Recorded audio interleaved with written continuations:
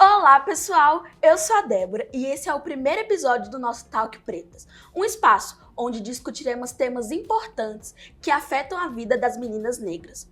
Hoje, vamos refletir sobre a desigualdade racial nas escolas e como o racismo e o bullying impactam na vida de muitas meninas e adolescentes.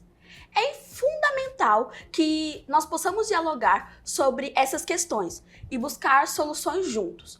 Para isso, estamos aqui com a Daiane Castro. E hoje nós estamos aqui no nosso primeiro Talk Pretas e com a nossa convidada especial, a... Boa tarde, pessoal. Muito obrigada pela oportunidade. Eu sou a Samantha Lopes, sou nutricionista e vim contribuir um pouquinho com a nossa conversa. É um prazer estar recebendo você aqui hoje, Samantha. Muito obrigada. Samantha, para começarmos, como você vê a influência da desigualdade racial no ambiente escolar e na formação da identidade das meninas negras? Olha, com certeza isso me atravessou pessoalmente em questão da minha autoestima, né? Me entender como mulher preta, me entender como uma mulher preta que pode ser bonita e depois construir essa autoestima sozinha, vamos dizer assim. Porque naqueles pequenos momentos em que você não é escolhida nas brincadeiras, ali nas dancinhas de quadrilha, ou você é excluída no momento que todo mundo já foi escolhido ali em grupos de estudo, isso acaba te atravessando de uma forma que quando você é criança e adolescente, você não sabe o porquê que isso está acontecendo. E aí, isso acaba ficando, e essa criança, né, essa criança magoada, ela acaba ficando, e você acaba trazendo isso para sua criança adulta, né, na sua fase adulta. Então, com certeza, a autoestima que é muito impactada, como você se ver como mulher futuramente, e como depois é muito difícil você estar construindo essa autoestima em um mundo que você precisa ser forte o tempo todo, num mundo que você precisa estar ali sempre entregando bastante, e pra gente, entregando mais do que outras pessoas precisam entregar para chegar no mesmo lugar. Samantha, você falou, né, sobre isso de guardar emoções para si mesma e tal. E você, como nutricionista, você acha que essa autoestima e essa questão de guardar emoções afeta na alimentação, na qualidade de vida, nessas questões? Ah, com certeza, né? Eu falo que essas mágoas, esses conflitos que a gente vive internamente, se a gente não externaliza em um ambiente que a gente se sente saudável e acolhido, a gente acaba nos frustrando e principalmente nos culpando, porque a gente sempre vai procurar esse problema em nós mesmos, a gente nunca acha que o problema é no outro, e isso pode estar ali transferindo ali um transtorno alimentar, um comer compulsivo, né? É uma falta mesmo desse desenvolvimento de autoamor, de autocompaixão, e acaba levando a esses transtornos e acaba refletindo assim no físico, né? Sim.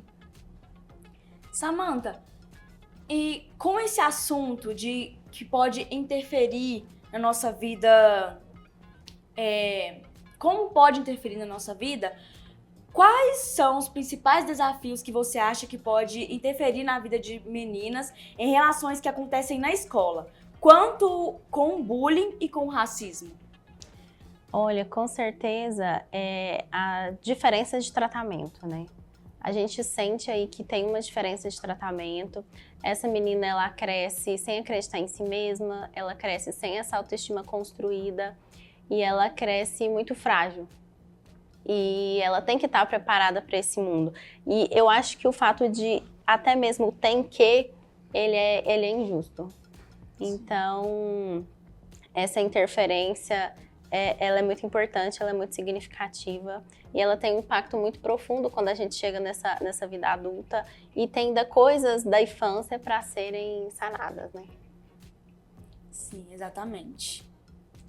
Você acha que os professores, aquelas pessoas que estão aptas ali para trabalhar com essas crianças, com essas meninas e meninos negros, você acha que eles também têm que ficar atentos em relação a isso?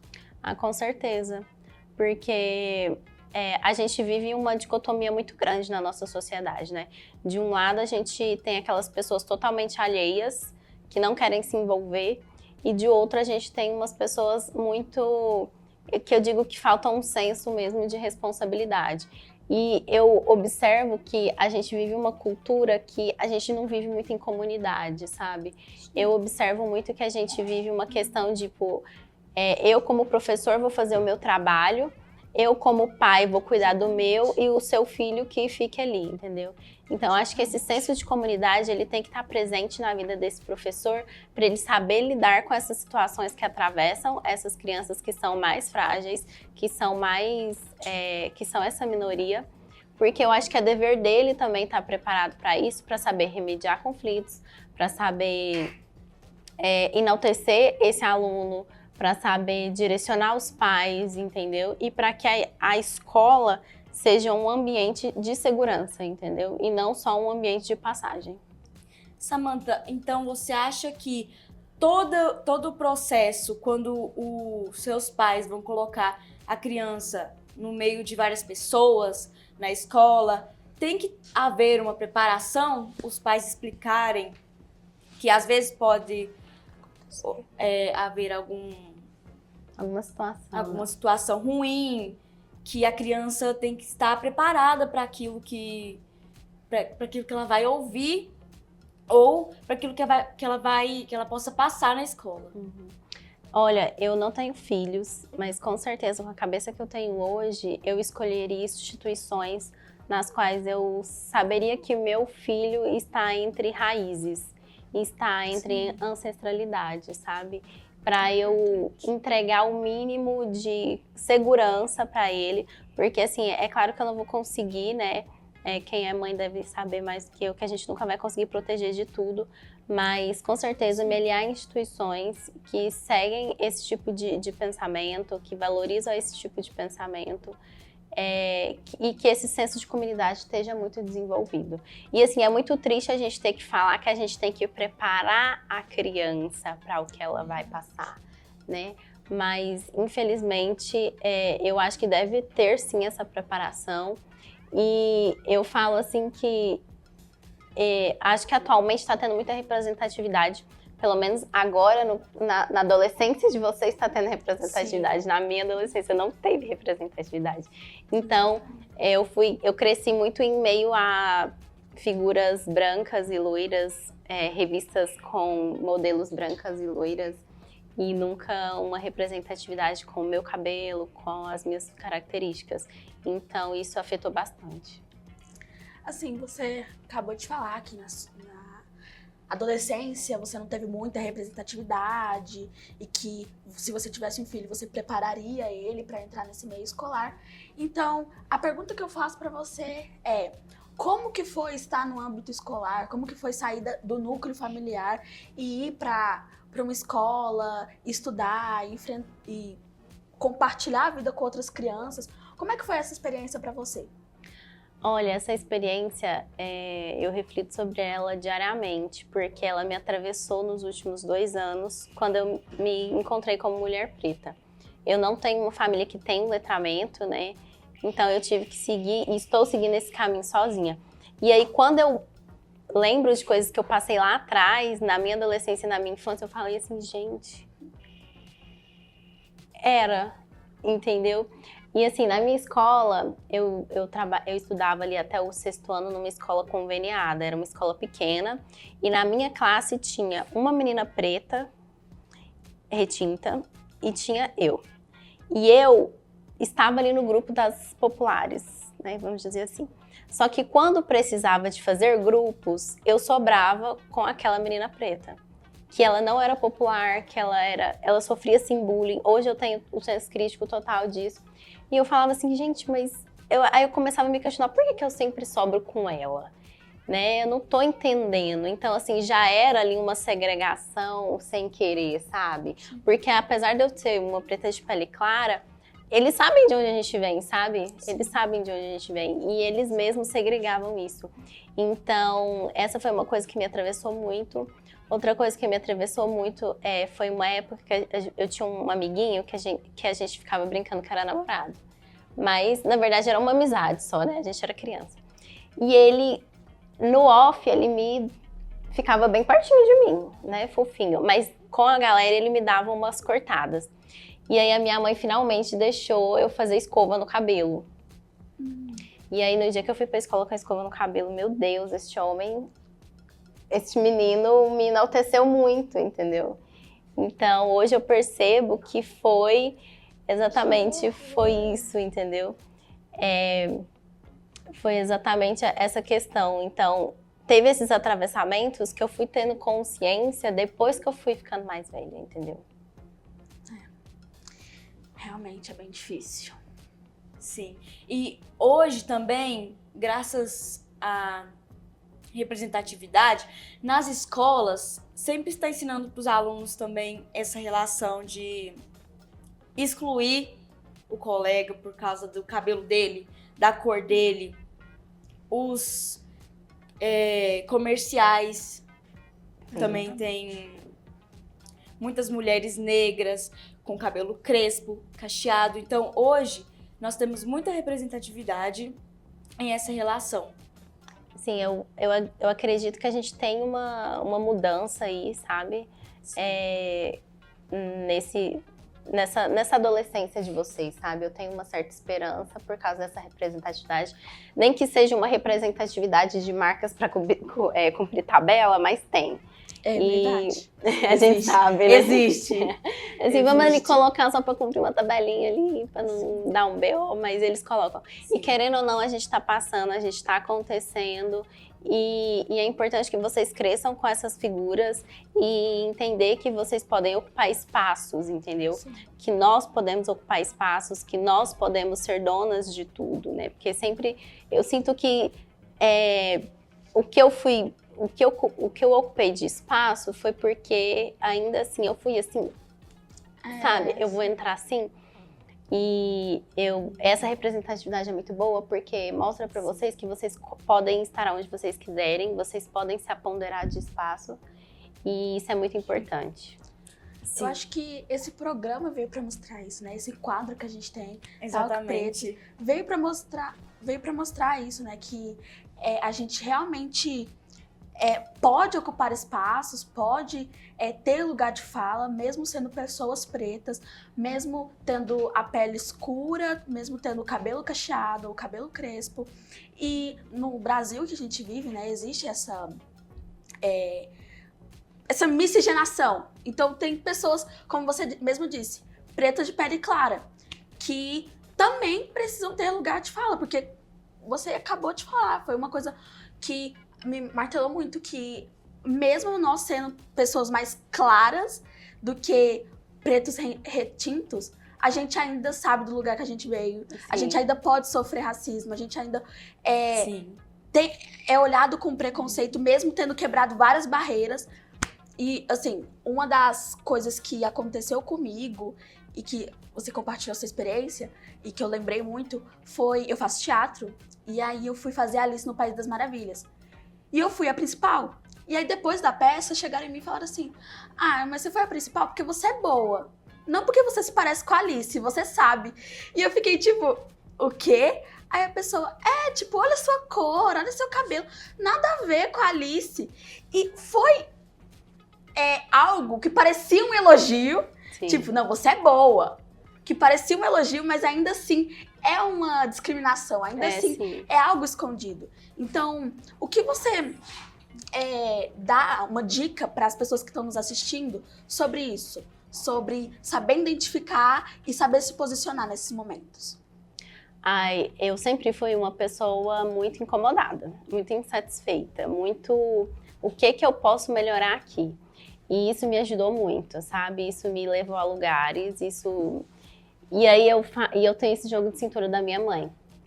Então eu falo pra você ser atrevida. Atrevida que eu falo não no sentido ruim, mas assim, um exemplo, né? A gente tá ali no TikTok, Clean Girl, aí você pesquisa, aí só sai garota branca. Loira. Sim. Aí nossa, coloca assim, Clean Girl preta. É isso, sabe? Não tem, eu vou fazer ter, entendeu? Não entrei, eu vou fazer entrar. Ela não conseguiu, não tem nenhuma preta, eu serei a primeira, entendeu? E essa insatisfação é o que move a gente, sabe? E se rodear de meninas como vocês, entendeu? Se rodear de mulheres pretas, de meninas com esse colorismo, porque no final de tudo, eu falo que a amizade feminina é que salva, sabe? Sim. É esse nosso reconhecimento na outra que salva. Porque se você olha pra outra e fala assim, cara, você é muito linda, você é muito poderosa, você é muito bacana, muito inteligente, é você se reconhecendo nela também, entendeu? Então, esse empoderamento, ele vem a partir do ambiente que você está. Então, assim, não tenta caber aonde não te cabe e tem um lugar para você. Mas se naquele lugar ali não tem nenhuma preta, seja a primeira, ocupe, incomode e seja a melhor. Sim. E hoje no mercado de trabalho também ainda bem, tem várias meninas negras com cabelo crespo e hoje está fazendo muito sucesso também. Tem, como eu disse, representatividade, mas ainda existe aquela, como eu posso dizer, aquela preferência. Por exemplo, um dono de uma agência coloca uma menina na passarela, pode ser que a negra do cabelo crespo tenha muito mais Impacto, né? sim, muito mais impacto, também tem muito mais anos na passarela e coloca uma menina branca com cabelo loiro por causa da aparência dela. E hoje também, nos concursos de Miss, quando eu vou viajar para os concursos de Miss, tem muitas meninas negras, cabelo crespo, cacheado, mas a maioria é loira, branca, cabelo liso. E quando, por exemplo, se eu ganho um título, eu chego em um lugar e falo, a mesma coisa que a Débora disse, você ganhou porque você tem talento. Tem sempre uma justificativa, né? Não Sim. pode ser de graça. Aí fala, você ganhou Sim. porque comprou voto. Sim. Uma Não tem- justificativa. Sempre tem uma justificativa. Eu acho isso muito sério porque, ao mesmo tempo que essa força que a gente tem que ter é muito boa, nos leva, ela também nos cansa. Porque até quando a gente chega lá, a gente tem que explicar o porquê chegou. Se fosse uma menina branca, ninguém tava perguntando, porque ela chegou, é óbvio, né? Olha, ela chegou. Então, assim, é como se a gente estivesse tendo que se provar sempre, é como se a gente tivesse que justificar sempre. E às vezes isso dá um staff na gente, sabe? Isso dá um cansaço na gente.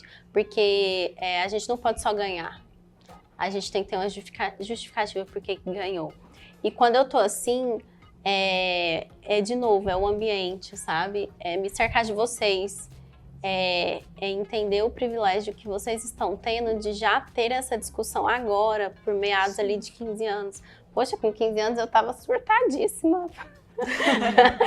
Cheia de perguntas e coisas na cabeça. Eu já era muito crítica, mas tinha muitas perguntas que eu não tinha resposta justamente por não ter esse ambiente favorável. Então, se tem esse ambiente de amigas, de pessoas, se espelhem na mãe de vocês, sabe? Que tem esse letramento, para que quando chega esse staff, porque ele chega, vocês tenham aonde se apoiar. Assim, continuando a falar de mercado de trabalho, no mercado de trabalho que você é inserida, você vê isso, esse preconceito, tanto dos clientes na relação da sua imagem ou dos profissionais ao seu redor.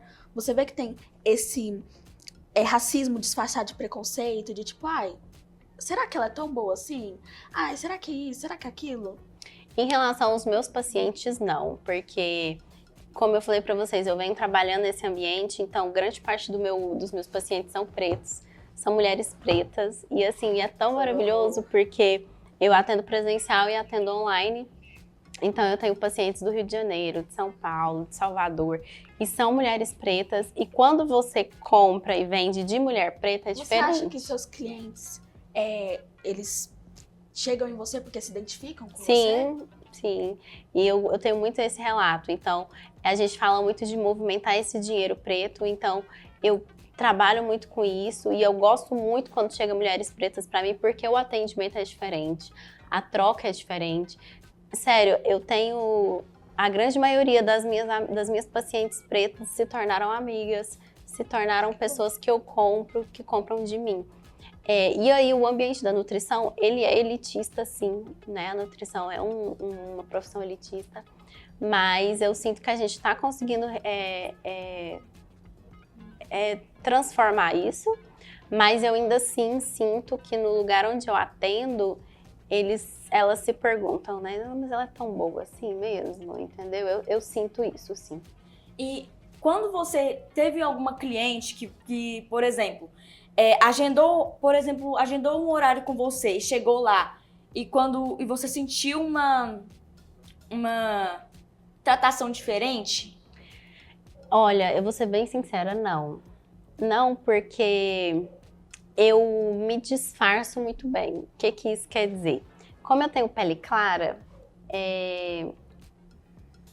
eu passo, vamos dizer assim. Então, a deslegitimação é muito, muito presente em mim. Então, eu nunca tive o problema de ter um preconceito claro em relação à cor da minha pele. Eu já tive, o preconceito que eu sofro é tipo assim, você é preta? Nossa, Mas o seu cabelo é até bom. Nossa. Já passei por isso. Olha, mas seu nariz é bonitinho, ele não é tão grande, entendeu? Então é esse tipo de coisa. E aí eu percebo também que eu vou sofrendo isso à medida que eu vou ocupando o espaço. Então, se eu tô ali no espaço branco e eu começo a conversar, eu começo a falar, e a pessoa parece que ela começa a me olhar, entendeu? E aí ela começa a perceber, porque eles sabem de onde a gente vem. Então, se não for um preconceito racial, é social. Sim. Então, essa questão, assim, aberta, não. Mas a deslegitimação é muito grande.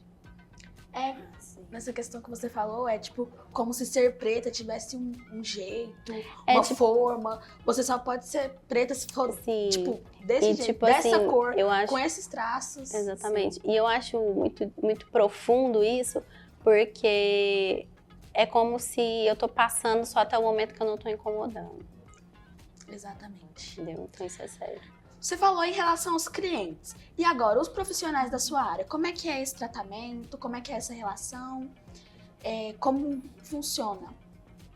Olha, em relação às outras nutricionistas, eu trabalho num espaço em que eu e só outra mulher preta estamos. Nós somos umas 20 e poucas mulheres. Eu estou em dúvida se a outra preta sabe que ela é preta.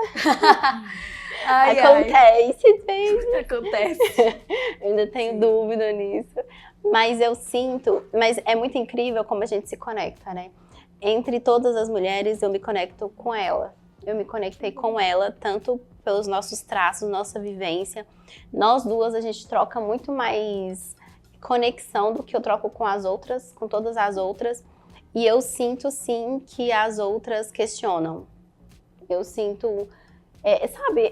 Sabe quando você tá numa rodinha e você chega e parece que você não é incluída? Sim. Entendeu? Ninguém falou nada. Ai, mas você falou alguma coisa? Não, não falou, mas é um sentimento, entendeu? Uma sensação. Então, eu sinto sim que dentro de onde eu estou trabalhando acontece isso. E aí a gente tá aí tentando crescer para conseguir ascender e mudar o espaço, mudar o ambiente lá também. E como você acha que essa relação poderia ser mudada? O que vocês, algumas que trabalham junto com vocês, poderiam fazer para mudar essa relação que há entre vocês? Olha, eu sinto que entre essas mulheres que a gente tá falando, essas mulheres brancas, há muito embate, sabe? De novo, eu falo que o senso de comunidade, ele é muito importante na criação de famílias, de crianças, de amizades. Então, eu sinto que tem um senso de embate. E, às vezes, sinceramente, eu não quero mudar, eu só quero trocar de ambiente. Prefiro. E é daquele assunto que você estava falando que, por exemplo, a gente chega em um grupo e a gente não se sente incluído. Uhum.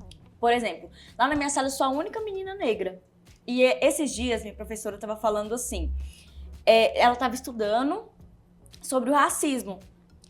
E aí ela perguntou para a turma, quem já sentiu, por exemplo, assim, quem já viu uma pessoa negra chegar perto de você e já agiu com uma hostilidade, né? Uma defensiva. Tipo, pensou assim, nossa, ela é negra, ai, que, tipo, não gostei. Uhum. E ela perguntou, e aí poucas pessoas levantaram a mão. Ela falou, levanta a mão quem já agiu desse jeito. Sim. Poucas pessoas levantaram a mão. Só que aí ela explicou pra gente como ela ficou explicando pra gente que em uma hora ou outra todo mundo já sentiu isso. E todo mundo só levantou a mão. Sim. Bom, assim, o papo tá bom, mas a gente vai para um rápido intervalo e já já a gente volta para continuar o nosso papo com a Samantha.